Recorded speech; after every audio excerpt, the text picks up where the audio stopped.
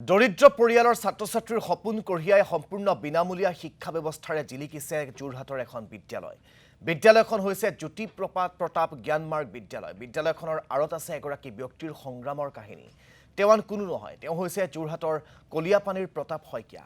কেনেকৈ প্ৰতাপ শইকীয়াই এই বিদ্যালয়খনৰ জন্ম দিলে সবিশেষ জনাব আমাৰ প্ৰতিদিন টাইমৰ সন্মুখত। বিদ্যালয়খনৰ জন্মৰ আঁৰত আছে সংগ্ৰাম, ত্যাগ আৰু বহু কাহিনী।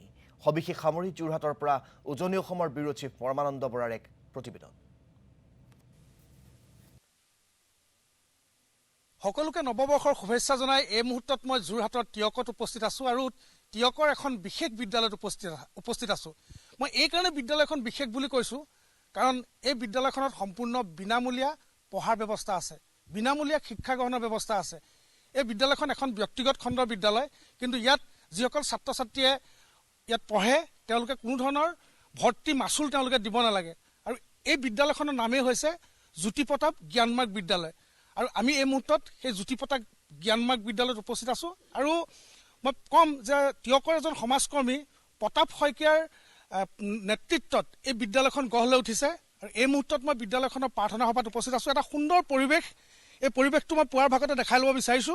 কাৰণ চাওক, এই যি জ্যোতি প্ৰতাপ জ্ঞানমাৰ্গ বিদ্যালয়ৰ ছাত্ৰ ছাত্ৰীসকল আছে তেওঁলোকে এই মুহূৰ্তত প্ৰাৰ্থনা সভাত অংশগ্ৰহণ কৰিছে।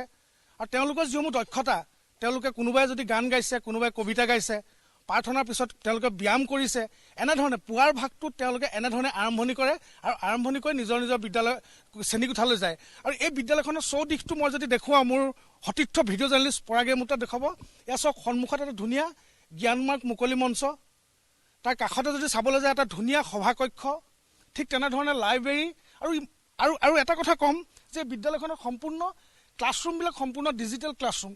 এই ডিজিটেল ক্লাছৰুমত অত্যাধুনিকভাৱে কণ শিক্ষাৰ্থীসকলে তেওঁলোকে নিজৰ শিক্ষা গ্ৰহণ কৰিব পাৰে। আৰু এই যি প্ৰতাপ শইকীয়া, যি টিয়কৰ সমাজকৰ্মী, তেখেতৰ পৰিকল্পনাই এই জ্যোতি প্ৰতাপ জ্ঞানমাৰ্গ বিদ্যালয়খনে এই মুহূৰ্তত গঢ় লৈ উঠিছে।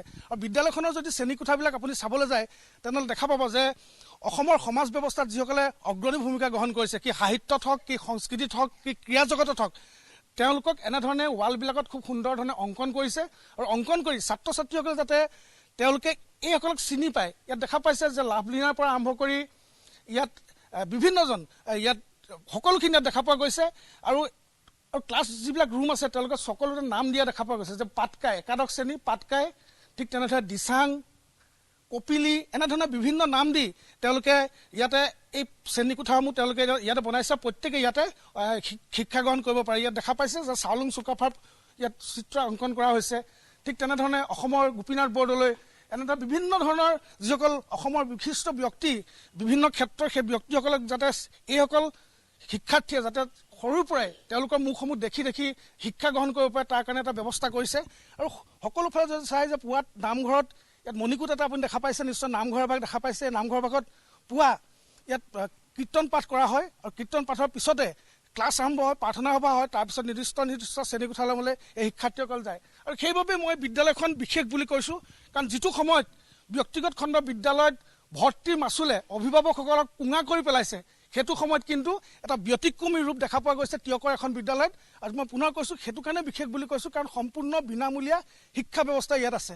এইখনে হৈছে জ্যোতি প্ৰতাপ জ্ঞানমাৰ্গ বিদ্যালয়, য'ত প্ৰতাপ শইকীয়াৰ নেতৃত্বত পৰিকল্পনাত এই বিদ্যালয়খন গঢ় লৈ উঠিছে। যিজন ব্যক্তিৰ নেতৃত্বত এই যিখন বিদ্যালয় গঢ় লৈ উঠিছে, সেই ব্যক্তিজনে এই মুহূৰ্তত মোৰ লগত উপস্থিত আছে। ভিডিঅ' জাৰ্নেলিষ্ট পৰাগে এই মুহূৰ্তত দেখুৱাব।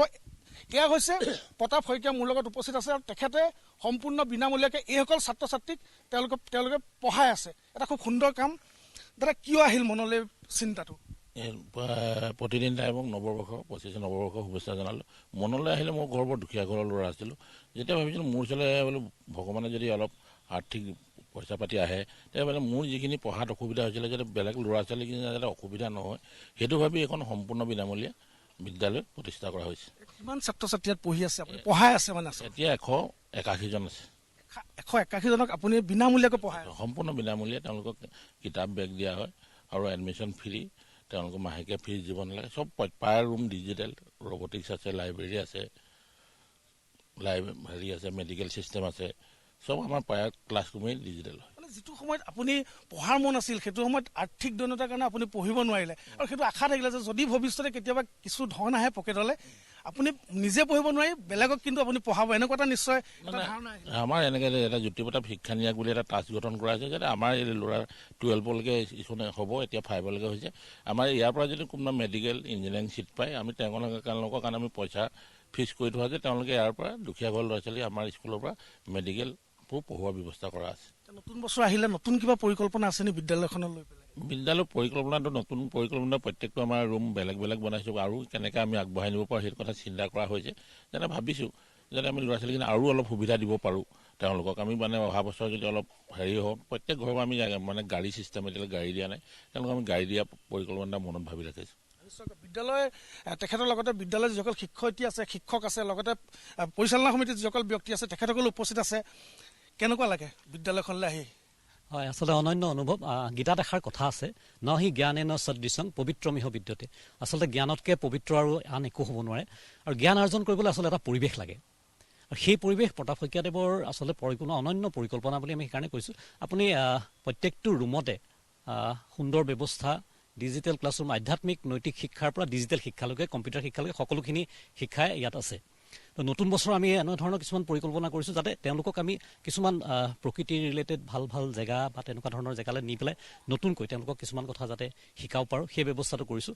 আৰু আমাৰ গোটেই কনচেপ্টটো হ'ল এজন শিক্ষকে আচলতে 30জন ছাত্ৰ ছাত্ৰীতকৈ ওপৰত আচলতে আই কণ্টেক্ট কৰি পঢ়ুৱাবলৈ অসুবিধা হয়। গতিকে তেখেতে পৰিকল্পনা কৰিছিলে যে প্ৰতিটো আচলতে বিনামূলীয়া যিহেতু পঢ়াব, প্ৰতিটো ক্লাছতে 30জনকৈ থাকিব। এক্সেলেণ্ট 30 আমাৰ যিটো কনচেপ্ট আছিলে, এক্সেলেণ্ট 30 কনচেপ্টতে প্ৰত্যেকটো ক্লাছতে 30জনকৈ আমি ছাত্ৰ ছাত্ৰী ৰাখোঁ। আচলতে তেওঁলোকৰ লগত কথা পাতি যি আমি বুজি পাওঁ যে তেওঁলোকৰ যদি মনত অভাৱৰ কাৰণে জীৱনটো আগবঢ়াই নিয়াৰ কষ্ট অকণ আছে, পিতৃ মাতৃৰ যদি ল'ৰা ছোৱালী এখন ভাল প্ৰাইভেট স্কুলৰ নিচিনাকৈ তেওঁৰ ল'ৰাটো সন্তান আগবাঢ়ি যোৱাৰ কাৰণে তেওঁ যদি মনত উৎসাহটো আছে, সেই উৎসাহত কিন্তু তেখেতে আচলতে সহযোগ কৰিছে। আমি তাৰ এক অংশ হৈ গৌৰৱ অনুভৱ কৰোঁ। আচলতে আমি ভগৱান সদৃশ এজন ব্যক্তিৰ লগত আমি এনেকৈ কাম কৰাৰ সুবিধাকণ পোৱাৰ বাবে আমাৰ জীৱনো সফল হৈছে। নিশ্চয়কৈ এটা কথাত ক'বলৈ গ'লে এটা মহান কাম, কাৰণ শিক্ষাদান এটা মহাদান, আৰু যাৰ বাবে দেখা পোৱা গৈছে যে 181গৰাকী ছাত্ৰ ছাত্ৰীক সম্পূৰ্ণ বিনামূলীয়াকৈ এই যি তিয়কৰ সমাজকৰ্মী। ধন্যবাদ জ্ঞাপন কৰিছোঁ আপোনাক এই মুহূৰ্তত পৰমানন্দ বৰা আমাক পোনপটীয়াকৈ যোৰহাটৰ সেই